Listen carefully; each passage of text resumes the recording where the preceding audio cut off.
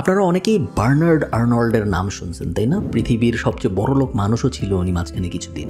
উনাকে বলা হয় the father of luxury goods. দুনিয়ায় যত লাক্সারি ব্র্যান্ড আছে এই সব ব্র্যান্ডের বেশিরভাগই আসলে এই লোকের। মজার ব্যাপার দেখেন, এই কোম্পানিগুলোর বেশিরভাগই কিন্তু উনি আসলে শূন্য থেকে বানায় নাই। 1984 সালে উনি ক্রিশ্চিয়ান ডিওর কিনে।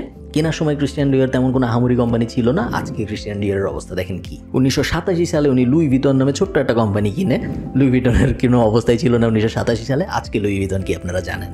ফেন্ডি, ডিকেএনওয়াই, দুইটা বেশ ফেমাস কোম্পানি উনি কিনে 2001 সালের আশপাশে। তখন কেউ এই দুইটা কোম্পানির দিকে ফিরেও তাকাইতো না। আজকে দুইটা কোম্পানি জায়ান্ট। তারপরে উনি 6 বিলিয়ন বা 7 বিলিয়ন ডলার দিয়ে বুলগেরি কিনে 2011-তে, এবং লাস্টে কোভিডের ঠিক আগে 2021 সালে উনি 16.5 বিলিয়ন ডলার দিয়ে টিফানি অ্যান্ড কো কিনলো। টিফানি অ্যান্ড কো অলরেডি বড় কোম্পানি ছিল। হাউএভার 2021 সালে টিফানি অ্যান্ড কোর যে অবস্থা ছিল, আজকে টিফানি অ্যান্ড কোর অবস্থা আরো ভালো। ওরা 100 না 150 নতুন স্টোর ওপেন করছে ওই কেনার পরের থেকে। মোট কথা হইল, বার্নার্ড আর্নল্ড দুনিয়াকে দেখাই দিছে যে কোম্পানি বানাইতে হয় না শূন্য থেকে। কোম্পানি যদি কিনেও কেউ সুন্দর মতো ম্যানেজ করতে পারে, তাহলে শুধু এই কেনা কোম্পানি দিয়েই একজন পৃথিবীর সবচেয়ে বড় লোক মানুষ হয়ে যেতে পারে। আপনি কি ভাবতে পারেন যে একটা মানুষ, সিঙ্গেল মানুষ 75টারও বেশি লাক্সারি ব্র্যান্ডের মালিক?